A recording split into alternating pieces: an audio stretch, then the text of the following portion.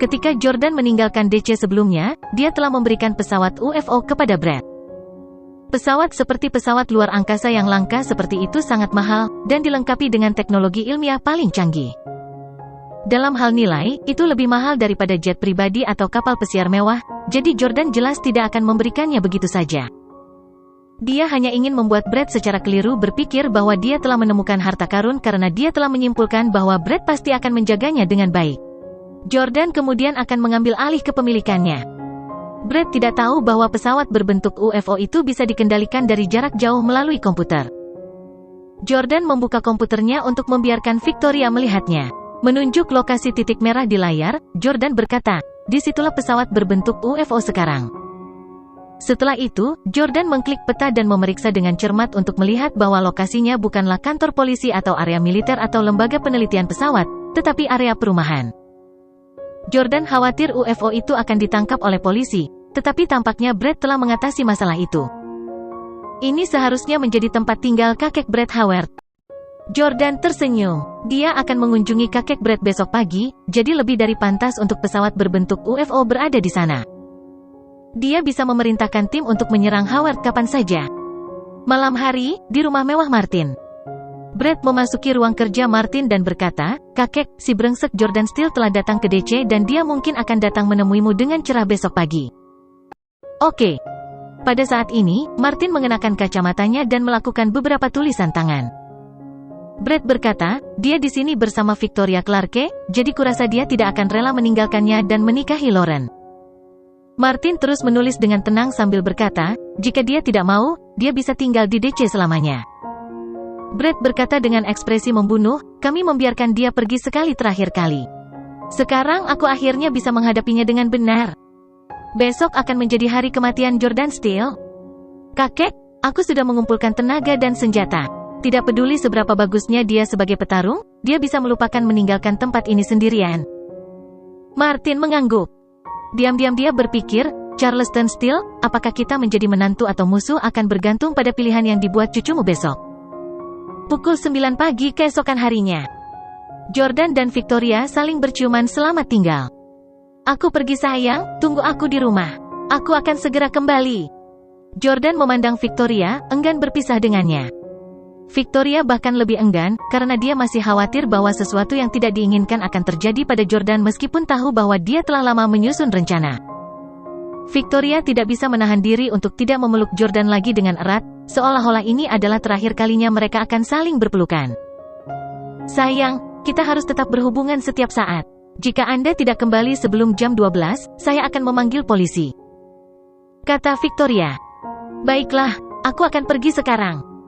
Jordan membelai wajah Victoria dengan lembut sebelum memanggil taksi untuk menuju ke lokasi yang dikirim Brett padanya. Itu adalah lokasi yang sama di mana pesawat berbentuk UFO berada, menurut informasi yang ditampilkan di komputernya. Seperti yang diharapkan Jordan, UFO itu sekarang berada di rumah kakek Brett. Pada saat yang sama, tim juga sudah lama bersembunyi di sana dan dia bisa mengendalikan pesawat berbentuk UFO kapan saja menggunakan komputer. Jordan dan tim juga bisa berkomunikasi kapan saja. Jordan akan memecahkan cangkir sebagai sinyal bagi tim untuk segera melakukan manuver pesawat berbentuk UFO untuk menyerang kediaman Howard. Tak lama kemudian, taksi Jordan tiba, dan seseorang menghentikannya. Bab novel baru diterbitkan di FREEWEBNVEL, CM. "Kamu tidak bisa pergi, Tuan Steele, tolong keluar dari mobilmu. Seorang lelaki tua telah lama menunggu di sana." Jordan tahu dia salah satu dari keluarga Howard, jadi dia membayar ongkos dan keluar dari mobil. Setelah mengikuti pria tua itu untuk waktu yang lama, Jordan berjalan ke pintu masuk rumah Martin. Brett berdiri di depan pintu. Dengan senyum tak tertahankan, Brett berkata, "Jordan, kakekku memintaku untuk menerimamu di sini. Kami menunjukkan rasa hormat yang cukup, ya?" Petik 2. Jordan punuk dengan dingin, dan dia baru saja akan masuk tetapi Brett menghentikannya. "Tunggu sebentar, apa itu di tanganmu?" Brett khawatir Jordan mungkin membawa pistol atau senjata lain. Jordan mengangkat tangannya dan berkata, "Ini beberapa cerutu untuk kakekmu." Bagaimanapun, kakek Jordan memiliki beberapa hubungan dengan Martin, yang pernah membantu yang pertama. Dengan demikian, Jordan tidak bisa datang dengan tangan kosong. Bahkan jika mereka akan bertengkar nanti, dia harus bersikap sopan terlebih dahulu. Brad mengambilnya dari Jordan dan membuka kotak itu untuk melihat isinya. Wah, Arturo Fuente Opus. Harganya pasti puluhan ribu, ya? Jordan Steel, bagaimana Anda bisa membelinya? Aset Anda telah dibekukan, Anda seharusnya tidak punya uang sekarang. Petik 2. Jordan berkata dengan dingin, pacarku, Victoria, yang membayarnya.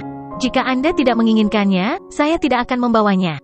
Petik 2. Brad sangat marah. Kami tidak peduli dengan hadiah burukmu. Kami punya banyak rokok seperti itu di ruang penyimpanan kami. Karena dibeli oleh wanita itu Victoria Clarke, terlebih lagi kami tidak menginginkannya. Namun, pada saat ini, pelayan lain datang dan berkata, Tuan Howard, kakekmu ingin kamu membawakan hadiah Tuan Steele. Brad punuk dengan dingin dan menyerahkan cerutu ke Jordan. Masuk, kakekku sudah lama menunggumu. Brad berjalan di depan sementara Jordan ikut. Jordan menghentikan langkahnya ketika dia melihat pesawat berbentuk UFO-nya di halaman. Melihat betapa terkejutnya Jordan, Brad tertawa dan berkata, hahaha, Jordan, Anda membuat Salvatore melemparkan saya ke dalam benda berbentuk UFO ini dan mengirim saya ke kantor polisi di dalamnya untuk terakhir kalinya. Anda bahkan mengambil rekaman suara dan sangat mempermalukan saya. Tapi saya tetap harus berterima kasih karena telah memberi saya pesawat berbentuk UFO ini. Saya telah meminta beberapa teknisi untuk mempelajari pesawat ini, dan ternyata sangat mengesankan. Tidak ada orang lain yang mampu menciptakannya. Berhenti mencari, benda ini milik Howard mulai sekarang. Jordan berkata dengan jijik, sungguh, keluargamu tidak memiliki pengetahuan. Anda memperlakukan sampah ini sebagai harta karun. Ada banyak barang seperti itu di gudang keluarga saya. Mengapa saya repot-repot tentang ini? Petik 2. Anda. Brad sangat marah. Beraninya Jordan Steel pamer di tempat kita.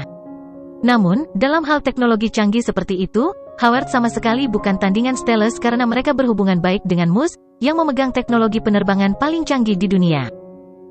Kenapa kalian meninggalkannya di sini? Tanya Jordan. Brad berkata, kakek saya sangat menyukai benda ini, jadi dia menyimpannya di sini. Potong omong kosong dan ikut denganku. Petik 2. Kakek, binatang kecil itu ada di sini. Brad melontarkan komentar sinis tentang Jordan begitu mereka memasuki aula. Jordan sangat marah. Jika dia berada di tempat lain, dia akan maju untuk menendang Brad tanpa ragu-ragu. Namun, dia tidak bisa melakukannya sekarang. Martin sedang duduk jauh-jauh di dalam ruang tamu yang mewah dengan anak-anaknya di sekelilingnya. Generasi ketiga pewaris keluarga Howard, yaitu Lauren, Clarice, Alex, dan Brad, duduk di sisi paling jauh. Keluarga Howard cukup mengintimidasi. Selain itu, ada seorang pria tinggi dan kuat dengan setelan jas di belakang mereka masing-masing. Mereka mungkin semua dipersenjatai dengan senjata? Jordan menerobos masuk ke halaman keluarga Howard sendirian. Keberanian dan keberaniannya jauh melampaui apa yang bisa dibandingkan dengan orang biasa. Ketika Martin melihat Jordan masuk, dia pertama kali menegur Brad karena bersikap kasar. Dia kemudian berkata kepada Jordan sambil tersenyum, kamu di sini. Brad masih muda dan tidak peka, jangan membungkuk ke levelnya. Jordan memandang Martin, menegakkan punggungnya dan berkata tanpa merendahkan sama sekali, salam, Tuan Howard Sir. Saya mendengar bahwa Anda dan kakek saya adalah teman lama dan Anda bahkan pernah membantunya sebelumnya. Pacar saya dan saya telah menyiapkan hadiah kecil untuk Anda, Tuan Howard Sir, terimalah. Martin mengangguk sambil tersenyum dan berkata, kamu sangat bijaksana, Jordan. Silahkan duduk. Seorang pelayan mengambil kotak cerutu dari Jordan, yang kemudian duduk di samping Lauren di dekat pintu. Begitu dia duduk, pelayan lain menyajikan secangkir teh untuknya. Tuan, tolong minum teh. Mendengar pelayan Howard memanggilnya, Tuan, Jordan membeku dengan canggung dan tidak bisa menahan diri untuk tidak melirik Lauren. Para pelayan Howard biasanya akan memanggil pasangan dari keturunan perempuan Tuan, sehingga Jordan memperhitungkan bahwa mereka mungkin menganggapnya sebagai suami Lauren. Setelah Jordan duduk, Martin tertawa dan berkata, omong-omong tentang kakekmu, memang benar kami saling kenal beberapa dekade yang lalu. Kami berdua menjalankan bisnis di New York City saat itu. Aku tahu sejak saat itu bahwa kakekmu memiliki penilaian yang sempurna dan bahwa dia akan memiliki masa depan yang menjanjikan. Omong-omong, pada waktu itu, saya pikir keturunan kami bisa menikah sehingga dia dan saya bisa menjadi menantu. Sayangnya, kakekmu tidak menyukai anak-anakku. Pada saat ini, ayah Brad tiba-tiba berkata, ayah, mengapa mengungkit masa lalu? Di ruang tamu, seorang wanita parubaya yang mengenakan perhiasan mahal dari ujung rambut sampai ujung kaki, dan yang belum pernah ditemui Jordan sebelumnya, berkata dengan ekspresi tidak senang, "Ya, siapa yang mau menikah dengan Styles? Kami juga tidak menyukai mereka." Jordan tersenyum dingin. Dia dapat dengan mudah mengatakan bahwa mereka masih menyimpan dendam karena mereka telah ditolak oleh kakek Jordan saat itu. Tidak heran jika mereka menjadi pendendam. Banyak orang di AS ingin menikahi keluarga Howard. Tapi kalian tidak layak menikahi Styles. Martin melanjutkan, "Haha, saya tidak menyangka bahwa meskipun putra saya tidak dapat menikahi seseorang dari keluarga Anda, cucu perempuan saya secara luar biasa mendapat kesempatan untuk menikahi Anda. Saya telah mendengar tentang Anda dan Lauren, Jordan. Anda memperkosa cucu perempuan saya, dan dia melahirkan putri Anda. Tetapi selama 4 tahun terakhir, Anda tidak menunjukkan perhatian kepada cucu perempuan saya dan putri Anda. Tapi aku cukup baik untuk tetap sopan padamu hari ini kan? Semua orang tahu keluarga Howard tidak boleh dianggap enteng, dan bahkan Russell yang terhormat pun harus menghormati Martin. Jika Jordan bukan keturunan Styles dan hanya pria tak punya uang tanpa nama, dia pasti tidak bisa duduk di sini dan menikmati teh setelah memperkosa Lauren. Dia pasti sudah lama terbunuh dan mayatnya dibuang ke laut." Jordan berkata, "Saya memang harus disalahkan atas insiden itu dan saya sudah dengan tulus meminta maaf kepada Nona Howard untuk itu.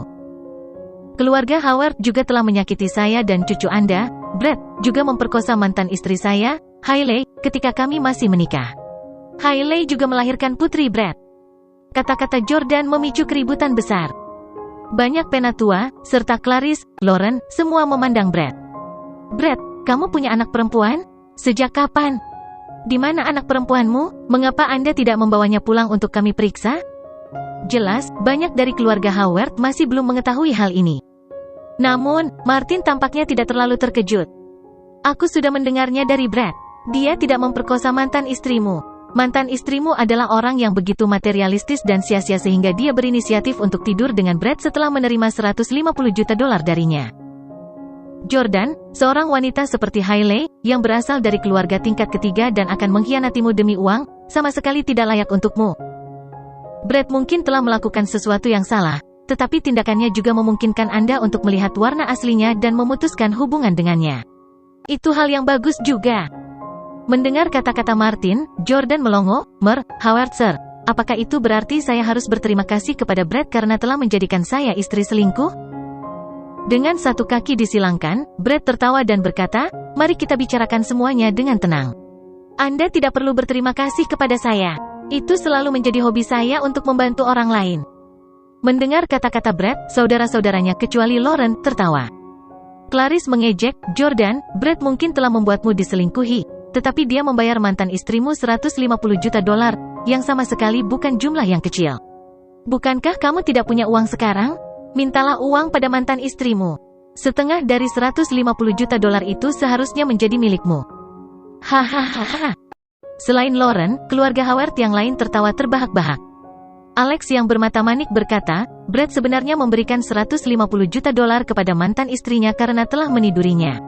Betapa murah hati Brett." Petik 2. Saya pikir jika itu masalahnya, Jordan harus berharap istrinya tidur dengan Brett beberapa kali lagi. Hahaha, benar. Ini adalah jalan menuju kekayaan. Suami mendapatkan uang dengan membiarkan istrinya tidur dengan pria lain. Alex dan Clarice menghina Jordan bersama. Jordan segera membalas, "Dua anjing mana yang menggonggong?" Alex menjadi marah dan membanting tangannya ke meja. "Siapa yang kamu panggil anjing?" Clarice juga marah. "Apakah Anda benar-benar menganggap diri Anda sebagai anggota keluarga yang penting? Bahkan jika kamu benar-benar suami Lauren, kamu tidak memenuhi syarat untuk berbicara kepada kami seperti itu." Wanita lain yang lebih muda dari ibu Lauren juga menimpali dengan marah. Lauren telah memilih pria yang mengerikan. Dia berbicara kepada saudara ipar dan iparnya dengan sangat kasar saat pertama kali dia di sini. Betapa tidak sopan. Petik 2. Clarice memandang wanita parubaya itu dan berkata, "Bu, dia hanya seorang pemerkosa. Apa yang kamu harapkan darinya?" Tampaknya wanita parubaya yang lebih muda ini adalah ibu Alex dan Clarice, yang berarti dia adalah istri kedua ayah mereka. Jordan telah mendengar Brett menyebutkan ayahnya memiliki 2 istri. Salah satunya adalah ibu dari dia dan Lauren, sementara yang lain adalah ibu dari Alex dan Clarice. Mereka adalah saudara tiri, seperti Jordan dan Jamie. Jordan sangat marah. Ketika dia pertama kali bertemu Clarice, dia tidak menyukainya dan merasa bahwa dia sombong karena memperlakukannya dengan kasar hanya karena dia mengira dia seorang sopir.